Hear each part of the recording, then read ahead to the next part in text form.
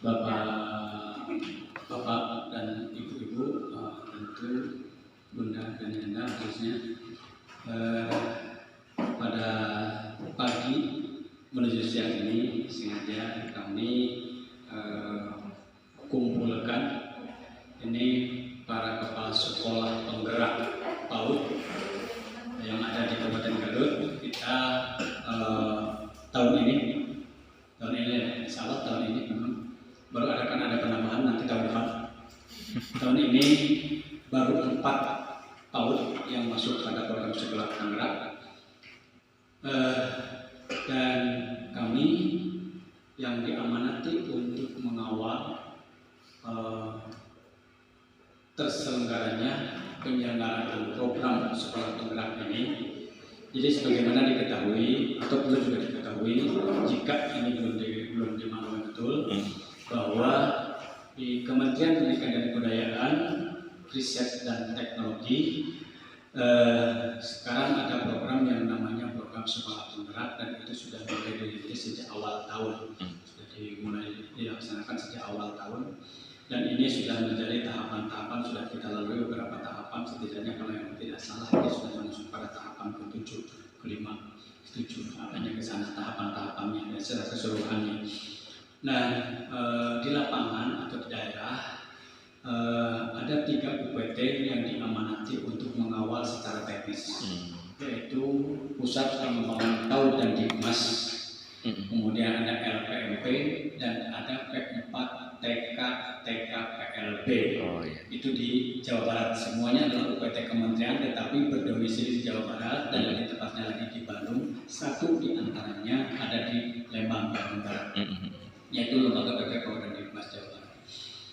Nah, 3 UPT ini khususnya untuk PP PAUD Dikmas dan LPMP ini diberi amanat untuk mengawal secara keseluruhan terselenggaranya program secara utuh. Program secara utuh, termasuk juga untuk mengawal bagaimana treatment termasuk yang 5 treatment itu tersampaikan. Gitu. Nah, ini yang perlu diingatkan. Kemudian di sisi lain, karena seperti juga sering diucapkan bahwa program sekolah penggerak ini bukan program sektoral, bukan juga apalagi program perseorangan. Sektoral yang dimaksud bukan lagi program pada satu unit kerja, bukan lagi program pada satu direktorat, tapi bisa menjadi lintas direktorat, bahkan menjadi lintas kementerian. Ini yang dimaksud dengan multi sektoral ini. Karena harus ada keterlibatan, termasuk juga kerjasama dengan daerah. Nah, 4 lembaga ini adalah menjadi bagian karena 2 UPT yang mengawal untuk penyelenggaraan program ini, itu PP PAUD dan Dikmas dan LPMP Jawa Barat, itu lebih mengawal kepada program itu hampir sama. Hanya mungkin ada karena terbatas atau bukan terkoridori atau dengan adanya TUSI, maka PP PAUD dan Dikmas memiliki tanggung jawab lebih pada suksesnya penyelenggaraan program sekolah penggerak di dunia PAUD, karena TUSI-nya di dunia PAUD. Makanya ini adalah salah satunya. Kalau yang LPMP itu lebih ke persekolahan SD, SMP, SMA, SLB masuk antaranya. Sementara P4TK lebih pada penguatan ketenagaannya. Pada penguatan ketenagaannya seperti pendamping yang kemarin kita ketemu di IP, itu para PA. PA itu diseleksi dan dilatih oleh GTK, P4TK itu yang dilatihnya. Adapun untuk peluncuran program, termasuk juga monitoring mengawal program, termasuk juga sampai atau tidaknya dukungan bantuan dari pusat, ada atau tidaknya bantuan atau persiapan dari daerah dan lain sebagainya, itu tugas 2 lembaga kami. Itu di antaranya. Nah, ini salah satunya juga ini seperti yang kemarin sudah dilakukan adalah pada kunjungan kemarin untuk mencoba monitoring pelaksanaan program sekolah penggerak, terutama berbagai macam persiapan kondisinya. Dan alhamdulillah tim ini hampir keseluruhannya ini tim yang kemarin sempat berkunjung ke lembaga dan lain-lain. Ini yang kemarin ini. Seperti ya kita lembaga-lembaganya. Nah, kali ini sedianya atau konsepnya ini juga tersampaikannya di lembaga. Kemudian di lembaga dalam artian ini untuk lebih sambil mencermati kondisi lapangannya. Tetapi karena kondisi lapangan sudah kami lihat kemarin, ada beberapa kepentingan yang harus dilakukan. Pertama ada kekhawatiran perbedaan pemahaman ketika disampaikan satu persatu. Oh iya benar. Materinya sama, takutnya ada perbedaan pemahaman. Betul. Kalau disampaikannya pada satu persatu. Bisa saja karena perbedaan pemahaman dari petugas yang menyampaikannya, bisa saja perbedaan pemahaman dalam menginterpretasikan oleh lembaganya. Nah, itu yang pertama. Kemudian yang kedua, ketika dikumpulkan bareng bersama seperti ini pada materi yang sama, ketika ada salah satu di antara kita yang berdebat ini ada yang tidak mengerti, bisa tanya ke teman sebayanya.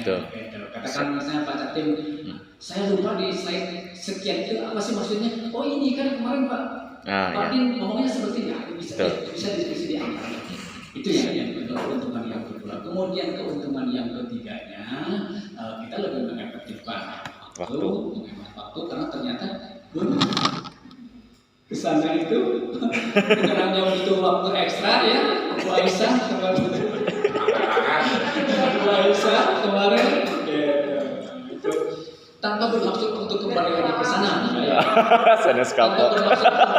Tanpa bermaksud untuk menyatakan kapok ke sana.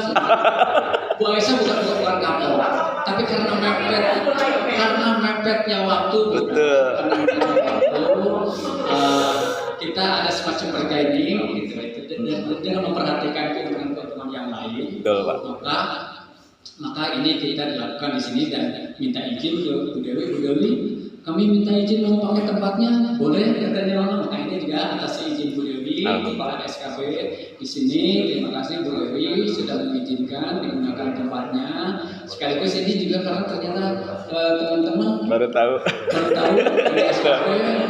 Ini juga saya perlu sedikit mengulas tentang SKB. Harus. SKB ini pada masanya sempat berjaya. Karena SKB ini menjadi rujukan, menjadi percontohan di tingkat kabupaten untuk semua program penyelenggaraan pendidikan luar sekolah. Saya masih lebih suka mengatakan pendidikan luar sekolah supaya lebih mudah memahaminya.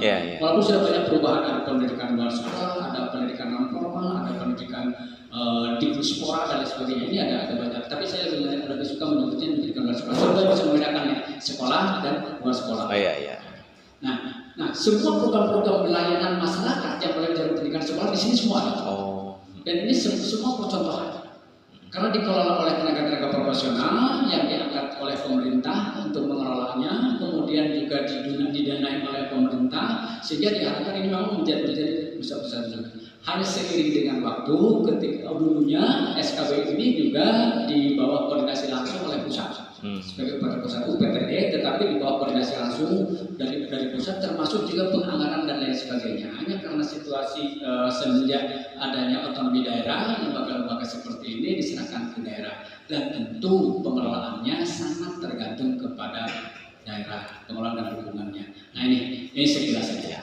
Nah ini terima kasih Bu Dewi sudah mengizinkan tempatnya untuk digunakan. Nah, Bapak dan Ibu, pada kali ini kita akan mencoba menginformasikan, berkewajiban untuk menginformasikan tentang perencanaan berbasis data. Nah, perencanaan berbasis data dan pada kesempatan ini sebenarnya ada 3 hal yang ingin dicapai. Setidaknya ada tujuan perencanaan berbasis data itu apa sih? Untuk apa perencanaan berbasis data? Gitu. Kemudian kerangka dan struktur profil pendidikan itu seperti apa? Kemudian indikator dalam profil pendidikan itu seperti apa? Ini yang diharapkan. Mengapa? Karena ini harus terjadi di satuan penggerak. Gitu. Lembaga-lembaga penggerak, lembaga-lembaga sekolah penggerak harus memanfaatkan ini. Dan ini tujuan ini tentu juga eh, berbasis dari seluruhnya. Nah, baik. Nah ini, perencanaan ini, Bunda dan Yana, ini perlu juga disampaikan bahwa ini yang dilakukan, akan dilakukan dan harus dilakukan oleh lembaga. Perencanaan berbasis data ini merupakan bagian dari proses evaluasi sistem pendidikan untuk meningkatkan mutu layanan pendidikan, baik dalam dirinya atau dalam lembaganya maupun oleh pihak luar. Ini tahapannya. Jadi awalnya kita akan mencoba untuk mungkin bisa saja berangkat dari evaluasi sistem pendidikan, gitu ya. Dari mulai sistem nasional, analisis data, satuan pendidikan, GTK-nya, dan pemerintah daerah itu ada kolaborasi, ada keterpaduan, sehingga data-data itu semua akan menjadi pangkal atau menjadi basis untuk memberikan treatment berikutnya. Baik layanan-layanan pendidikan secara internal maupun dukungan terhadap layanan pendidikan secara eksternal. Gitu. Nah, jadi evaluasi ini akan dimanfaatkan untuk peningkatan layanan pendidikan baik internal maupun eksternal terhadap dalam artian dukungannya kira-kira seperti apa, dan tentu saja evaluasi pendidikan ini akan menjadi bagian dari atau tindakan itu sebagai laporan komprehensif secara menyeluruh tentang layanan pendidikan. Artinya sebetulnya Bunda dan Yana, kalau kita sebetulnya sudah tidak ada hal yang tidak asing dengan istilah pemetaan itu. Kalau di kita, PAUD sudah tidak lagi asing dengan istilah pemetaan itu. Dan ini yang dimasukkan dengan kegiatan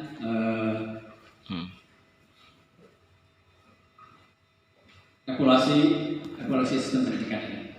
Nah, mengapa dengan menggunakan sistem ini laporan kemudian peningkatan, dan tentu saja efeknya kesananya untuk kegiatan peningkatan mutu layanan pendidikan, penerapan rapor pendidikan. Nah, ini bisa langsung kan ya? Kalau bisa langsung kan tidak usah pakai. Ya, berapa? Oke. Nah, Bunda dan Yana, hal yang perlu diketahui, sekarang ini sudah dirintis dan akan diberlakukan sistem data satu sumber, gitu ya, single search of truth. Single search menjadi satu sumber data.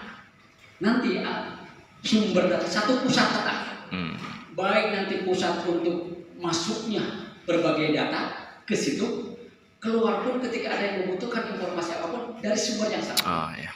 Maksudnya ke sana. Yang memasukkan data juga akan masuknya ke situ. Kemudian paling tidak, kalaupun ada pintu-pintu lain nanti akan terkoneksi, akan bermuara di situ. Gitu.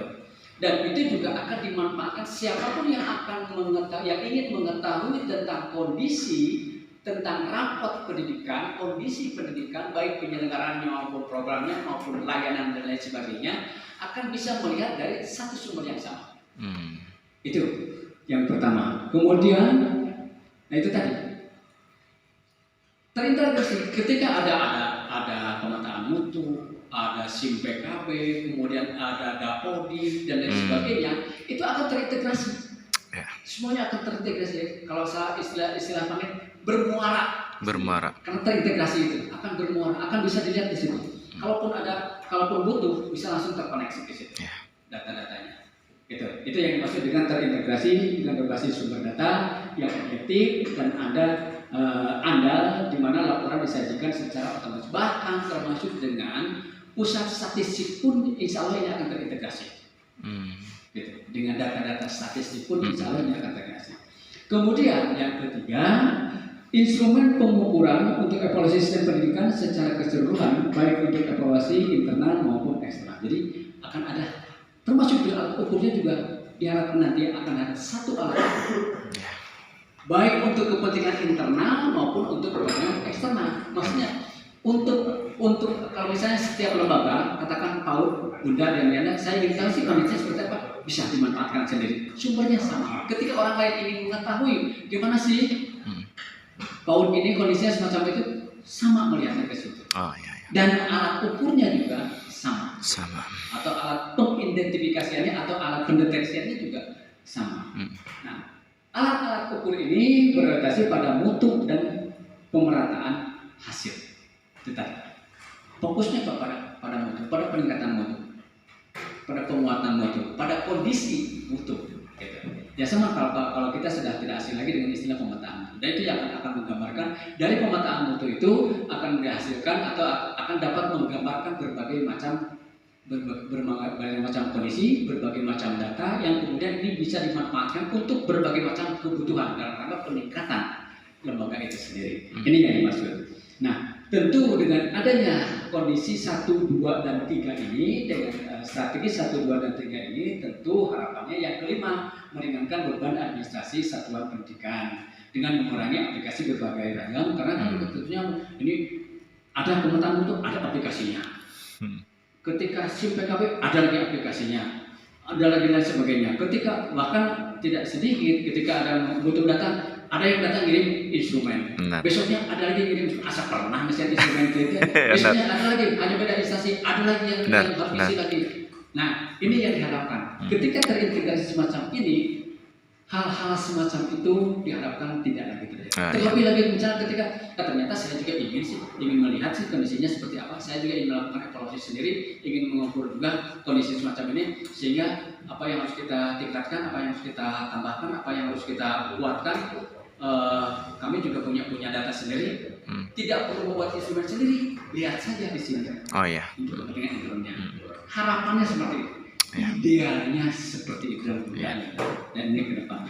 Nah, mengapa saya katakan ini tadi? Ini adalah dalam rangka sosialisasi karena ini memang tentu ini akan diselenggarakan dalam dalam konteksnya tadi bentuknya aplikasi nanti. Bentuknya aplikasi.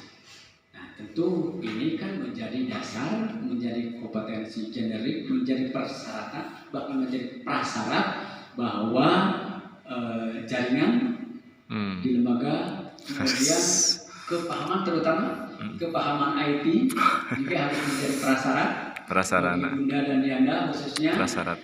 Dan yang lebih lagi kan tidak harus dikerjakan oleh kepala sekolah semua. Yang lebih penting lagi, tidak harus semua dikerjakan oleh kepala sekolah. Gitu.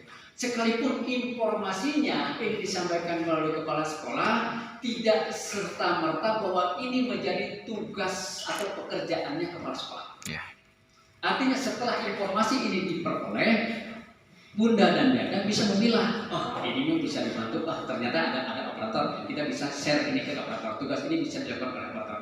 Ternyata ini ada guru yang ini lebih tepatnya ke guru atau ke tutor dan sebagainya, share ke situ. Ada pembagian, ada pendelegasian yang berikutnya. Ini yang tahapan berikutnya atau strateginya.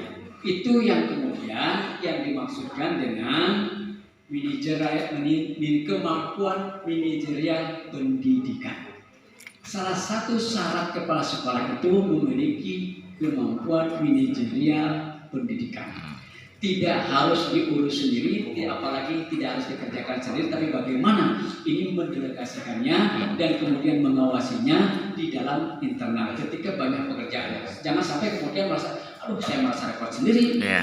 Guru-guru sudah pulang, saya masih harus di kantor, saya harus masih di sekolah, mana ngajar ongkong, mana guru jadi kan repot benar jadi kepala sekolah.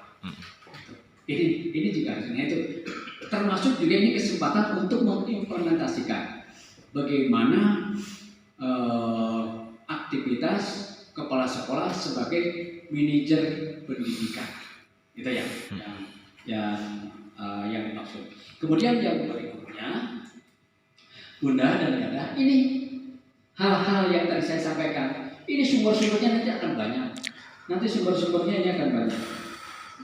Dari mana nanti data-data, dari mana asesmen nasional, AKM, survei karakter, survei lingkungan belajar, jadi ada nanti.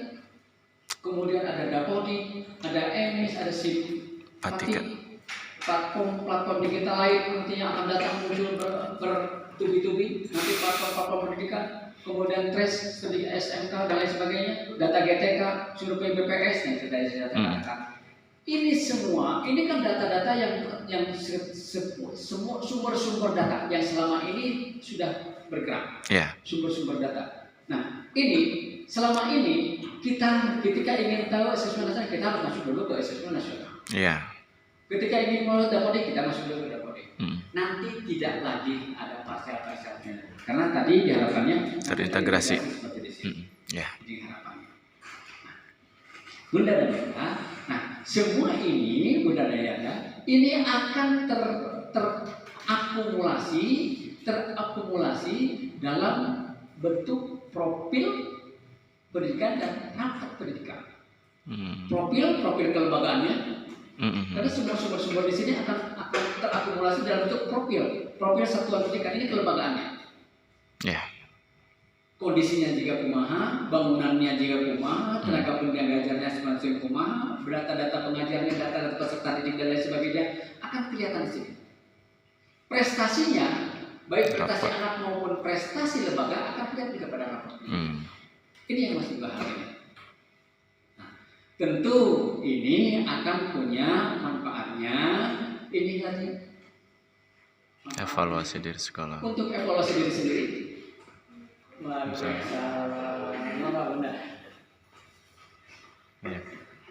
Ini kemanfaatannya. Satu, untuk evaluasi diri sendiri. Artinya, yang tadi saya katakan, ingin mengetahui kondisi-kondisi masing-masing seperti apa, maka bisa melihat sendiri pada profilnya, raportnya. Saya mau ukur diri sendiri lah istilahnya, ukur diri sendiri. Saya kayak rumah. Sekolah saya tuh udah kayak gimana, tahun saya tuh kayak gimana sih, catatannya seperti apa, ini bisa mengevaluasi diri sendiri. Nah, ketika mengevaluasi diri tentu akan bisa melihat kekurangan dan kelemahannya, sehingga dari kekurangan ini akan bisa diketahui apa sih yang bisa diperbuat oleh diri sendiri untuk meningkatkan kelemahan tadi, kekurangan tadi. Nah, gini, kita akan bisa memilah mana yang bisa bisa dikerjakan sendiri, mana yang perlu dibantu oleh pihak lain. Benar. Nah, itu maksudnya. Ketika yang bisa dikerjakan sendiri, kerjakan sendiri. Gitu. Ternyata ini malah bisa. Contohnya misalnya, ternyata dalam profil ternyata kurang rapi, kurang bersih. Ya bersih rapi mah perlu bantuan, berenang, kurang rapi dirapikan, dibersihkan. Akhirnya contoh. Betul Pak. Itu contoh sebenarnya. Tapi ternyata ini untuk rapi dan bersih ini perlu dukungan karena ini lahannya misalnya tanahnya kena urukan, dan untuk kena urukan ini perlu bantuan. Ini bantuannya siapa? Ini perlu bantuan masyarakat, bisa. Seperti itu. Berkoordinasi dengan para forum orang tua misalnya dan lain sebagainya. Atau ini ternyata butuh bantuan fasilitas. Ini ke siapa? Mungkin oleh Pemda. Gitu lah semacam ini. Nah, Pemda sendiri bisa melihat profil ini. Ketika ini, Pemda ada amanat ini untuk memberikan bantuan nih, untuk bantuan gedung mana saja yang harus diberi bantuan, dia akan bisa melihat di sini. Tanpa harus nanya, tanpa harus bergambling, tanpa harus berspekulasi dan tanpa harus jas. Benar. Gitu. Nah, ternyata datanya ini yang dibutuhkan. TK ini, PAUD ini yang membutuhkan. Berarti ini yang hak untuk ini kata Pemda. Nah, kemudian itu tadi evaluasi eksternal ini juga bermanfaat untuk yang tadi itu evaluasi internal. Kemudian untuk evaluasi eksternalnya seperti insentif kinerja sekolah seperti apa, perlu nggak? Kalau ini akreditasi kan seperti akreditasi sekolah, apakah perlu diakreditasi ulang? Apakah ini perlu dikuatkan? Apa perlu ditingkatkan? Ini akan kelihatan. Artinya ketika akreditasi pun tidak harus melakukan akreditasi lagi sendiri, kita bisa lihat saja dari raport ini, dari profil dan raportnya bisa saja. Baru kalau ke lapangan lebih kepada konfirmasi. Benar data ini, faktanya seperti apa, kondisinya semacam ini, jadi akan lebih banyak memudahkan baik internal maupun eksternal.